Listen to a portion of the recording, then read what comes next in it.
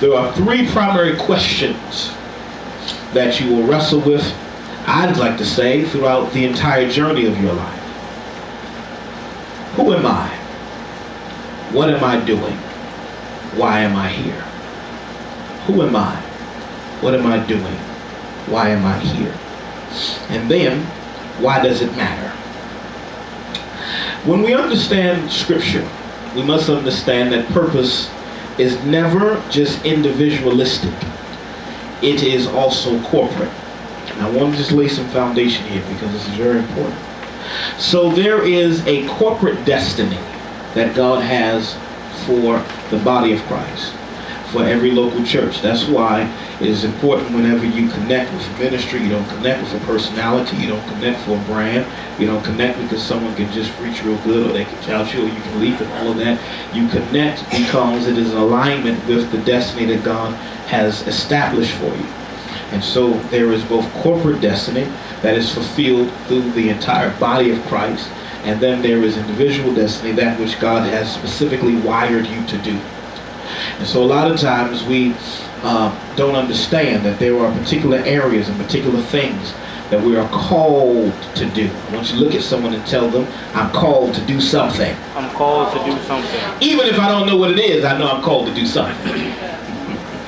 And so I was sharing for something at a church on Friday night, and a young man asked me a question. He said, can I ask him? I said, yes. He said, I'm bored.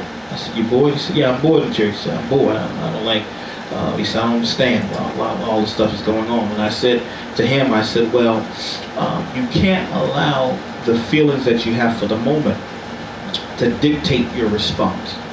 Oftentimes, what frustrates you because God is calling you to fix it. And so you have to make sure that you are always keenly aware and sensitivity to what He is saying for the moment that you are in. My birthday was about a month and a half ago, and we celebrated, and they did a beautiful, I want to thank the team that did a beautiful birthday tribute for me. And Dr. Marshall said something on that, and I was just thinking about it and reflecting. Can I talk to you today? And he said something that was so phenomenal. He said, my prayer for you. He said, my prayer for you is that this will be a season of more than success in your life. He said, my prayer for you, and I want you to get that down, is that this will be a season of more than success in your life. He said, because success can be fleeting. He said, however, influence and significance are lasting. And then he said these words, don't chase success. Seek significance. Don't chase success. Seek significance. We are living in a time, in a world, in a city, a nation that is very success-oriented, primarily by the appearance of what appears to be real. And since it appears to be real, we think that it is reality, but it really is not. And because our generation is insanely success-oriented, we suffer from something that Paul Sohn calls in his book, Quarter Life Calling. He calls it obsessive comparison disorder. Obsessive comparison disorder. And you see it everywhere you are. I wish some of my millennials were here this morning. You see it everywhere you are. Because we are wired to obsess about what appears to be real. And so, your post that you did last is you're just as good as the last thing you posted.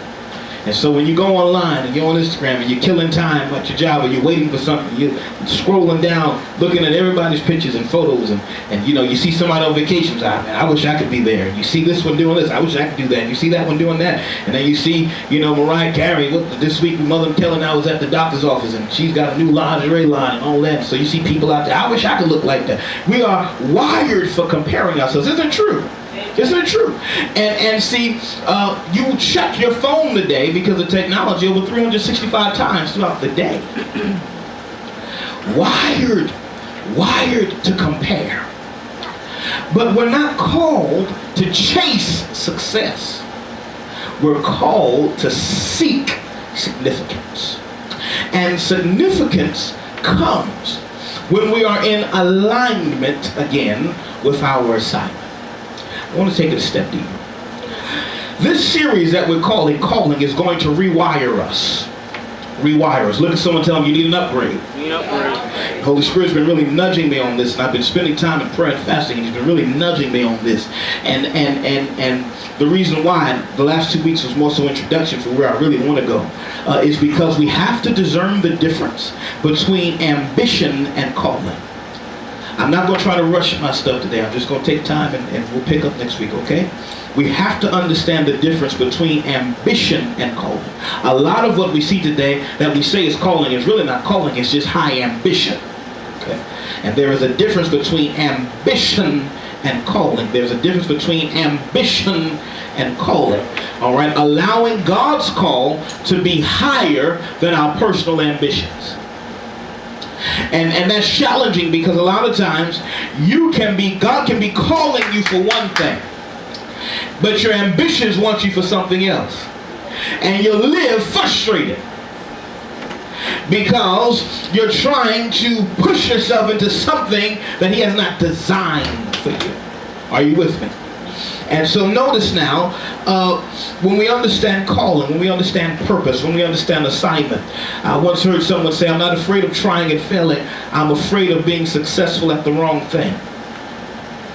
And so I remember I was I spent a lot of time with children. A lot of my friends who are in ministry have little children. And so if I'm hanging out with them, hanging out with the child, going out to eat, we're going out to eat. We all eat together. You know, so we asked the little man, what you have, little man? I'm going to have chocolate juice. I said, they have that. You know, so, oftentimes you'll ask a child, or you've seen someone ask them, or they asked you, what do you want to be when you grow up? How many of you remember being asked that? What do you want to be when you grow up? And as you grew and as you matured and changed, so did the answers. But I want you to take a moment and just pause. And if you could look in the mirror of your life, from the moment that question was asked as a child to where you are now, how much has changed? How much has changed? How much has changed? How much has changed? When do we actually grow up? When do we actually grow up? Does dreaming stop because our childhood did? Is it even possible that when you think you haven't grown up, that the season you're in is growing you up? I want you to begin to wrestle with these questions as we begin to look at purpose, as we begin to look at calling, because I really believe that in this season and in the hour that we're in, everything that we do must be purposeful. Every connection that you have must be purposeful. Everything that you do must be purposeful. Because if not, the pressure of the times will cause you to always feel depleted. So anything that's not in alignment with where God has you must always be avoided. Now, when we understand purpose, everybody say purpose. Purpose. It requires us to live with constant intentionality. It requires us to live with constant intentionality. I want you listening. It's amazing that some people gush so enthusiastically about the purpose they have for you that you would think it was a new discovery.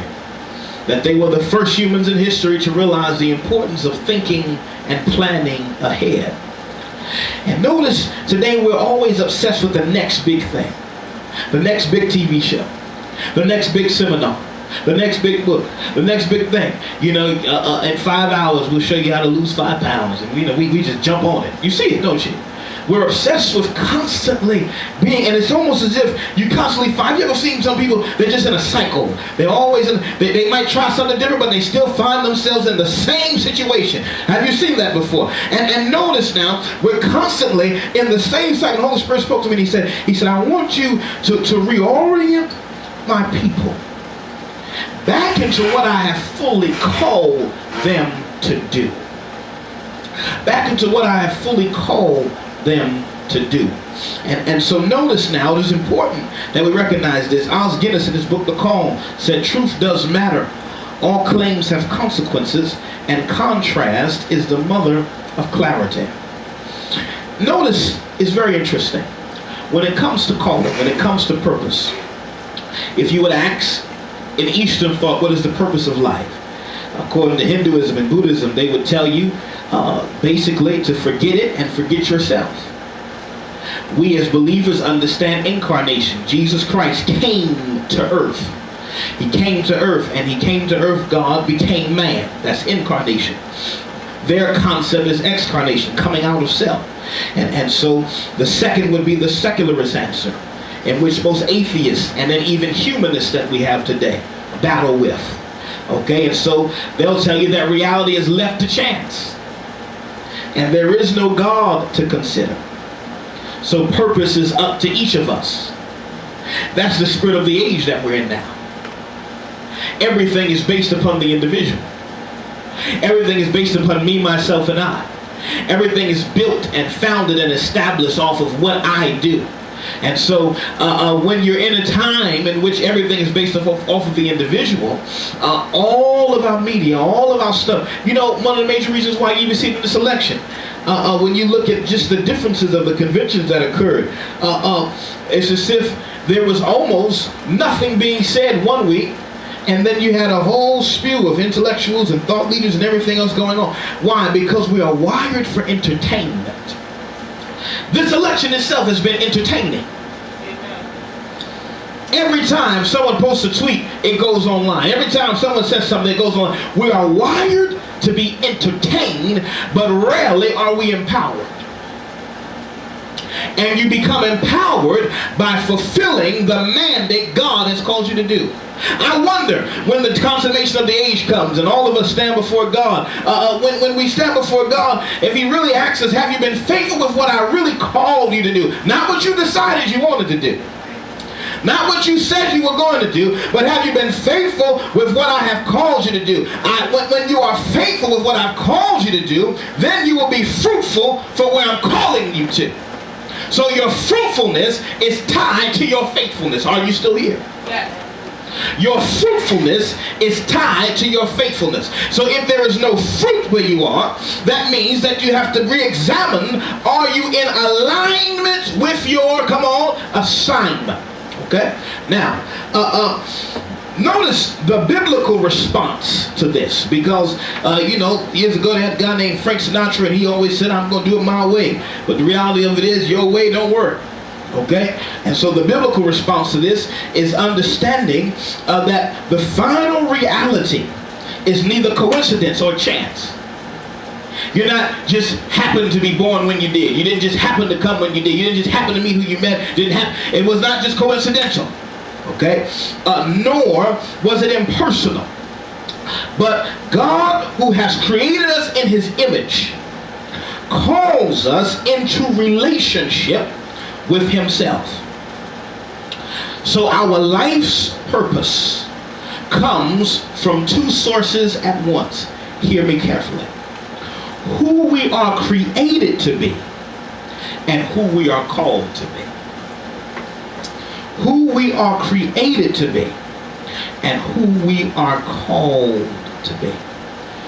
And that is what happens when Jesus walks up on the sea and looks at these fishermen who were doing something they were not fully called, created to do. And he says to them, follow me. Look at somebody, tell them, follow him. Now he goes, follow him. All right. We've heard slogans like you see memes online about make a life and not a living and all these different things. But when you really understand calling, you cannot realize your calling without understanding there is a caller. And see, a lot of times, you know, we chase things and we're chasing success being void and full of significance. Is this making sense for you? I'm telling you, because this has been stirring on my heart. And notice there was a speaker who got up, I believe it was 10 or 12 years ago. Sister Allen got up and he was at Oxford University. Well-renowned person, I won't call his name. multiple millions upon millions upon millions of dollars. And he said something that was so fascinating. He got up and he was talking about, I have made more money than my family will need or will ever need. And then he says, but to be honest, one of my motives for making so much money was simple. To have the money to hire the people to do what I don't like doing. He said, but there's one thing I have never been able to hire anyone to do for me. And that is to help me find my own sense of purpose and fulfillment. I'd pay anything to discover that. So here is someone who, by the lens of it, looks successful, but deep down inside feels very unfulfilled.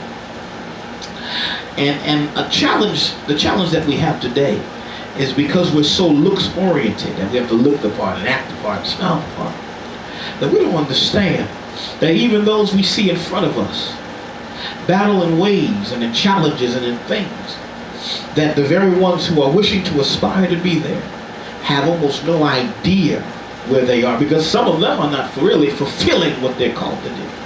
But if they change now, it would almost seem as if a dishonor for the work that they got to get where they are. I want to look at something and notice now, when God calls us, what does this call mean?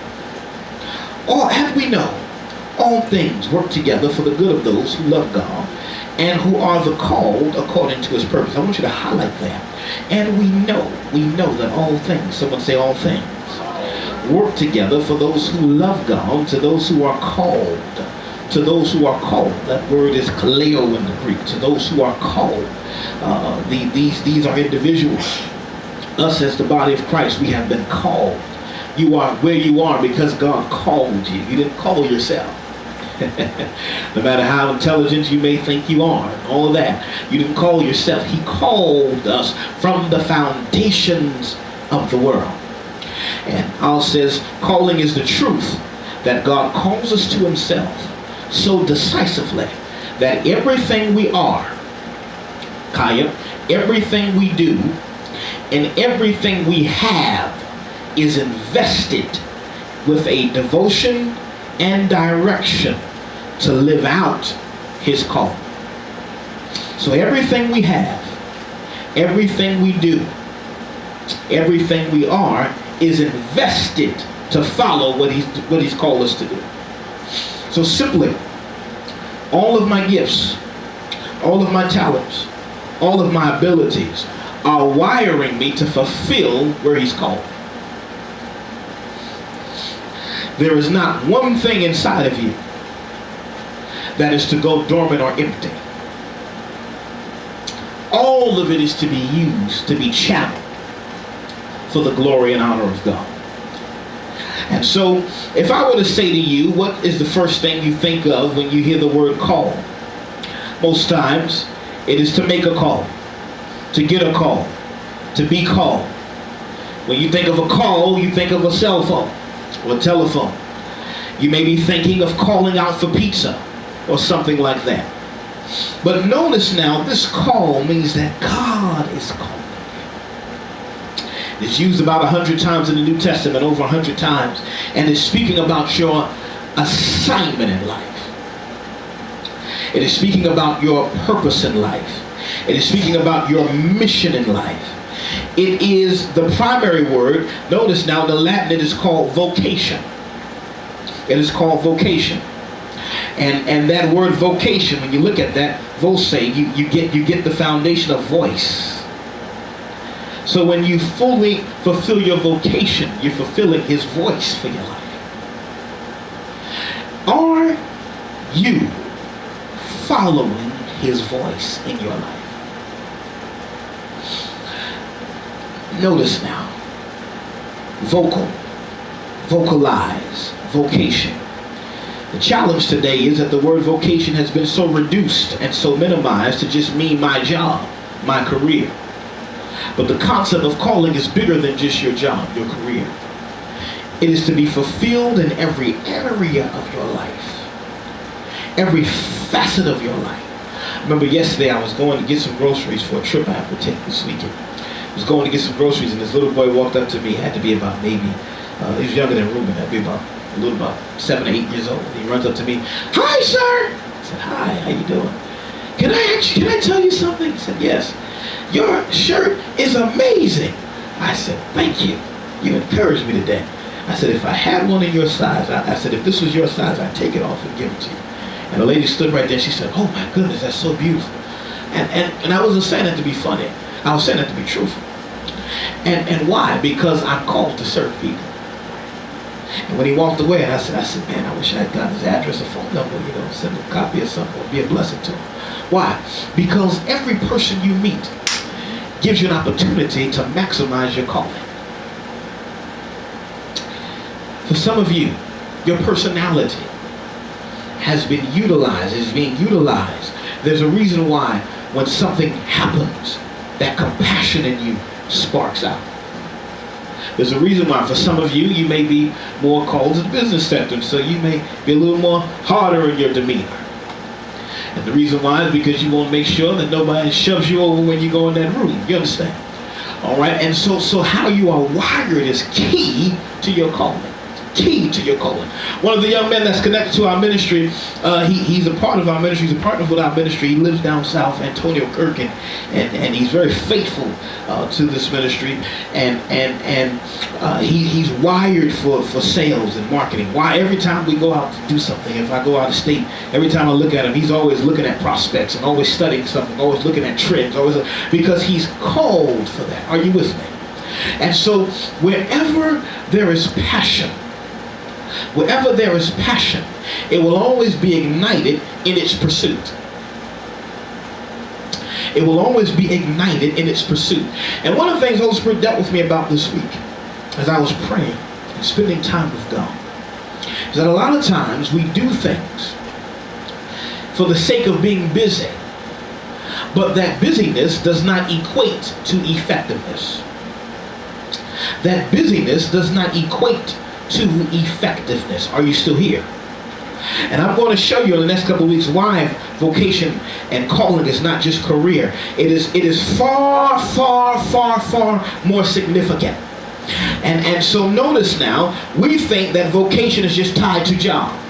But it's bigger than that. It's bigger than just where you've been, what your pedigree is, where your family's from. It is tied to how God has wired you for the season that you are in.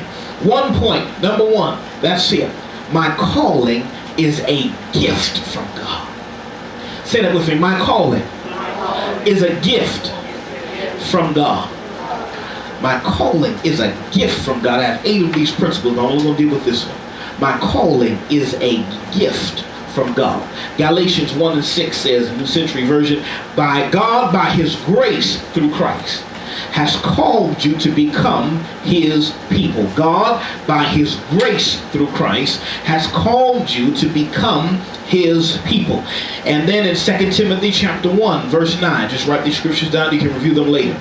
2 Timothy chapter 1, verse 9 says, he has saved us and called us to a holy life. Not because of anything we have done, but because of his own purpose and grace. So my calling is a gift from God. I don't earn it. I don't deserve it. I don't work for it. I don't bargain for it. I don't barter for it. It is just a flat out gift of God's grace. Literally, everything that I've been given has been given to me because of the grace of God. And do you know that when you really understand that truth, it brings such freedom and humility?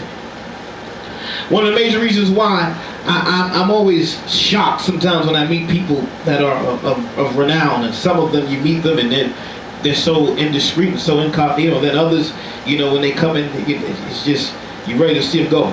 And what I found is that those who have achieved things of great significance in different areas, they're some of the most low-key people you'll ever find. And then there's somebody that hasn't done anything and their head is bigger than the size of this building. And what I found is that when we understand the grace of God, by his grace, someone shout, by his grace. By his grace. Notice now, we've recognized it and we've been sharing it. Grace is that undeserved kindness. It's when God gives you what you need, not what you deserve. Because if we all got what we deserve, we wouldn't be here. But the fact is that God says, I give you what you need, not what you deserve. And one thing I love about grace, as I close, grace is the fact that God knows every dumb decision, every dumb mistake we're going to make in life, and still says, I've called you. No matter how crazy it is, no matter how ridiculous it is. You ever been in a room and somebody asked a question, you said, why would he ask that? Why would he just open his mouth and ask? Have you ever had that happen to you? And God says, no matter what you've done, even if it looked crazy to everybody, I've still chosen you. I've still called you. And so the fact is that God knows all that I've done, even when I'm trying to figure out where I am. He brings me to calling. And notice how the Apostle Paul says all things work together for the gift of God, according to those who are called according to his purpose. His purpose. Everything must be purposeful. Everything has been given according to purpose. The husband is the purpose for the wife. Husband and wife are the purpose for children. Brother and sister are purpose with each other. Pastor's purpose to the people. Your employer and employee is purpose together. Everything has been assigned a purpose. We're called to someone, to something, to somewhere. And the way we're able to live out loud is to live on purpose.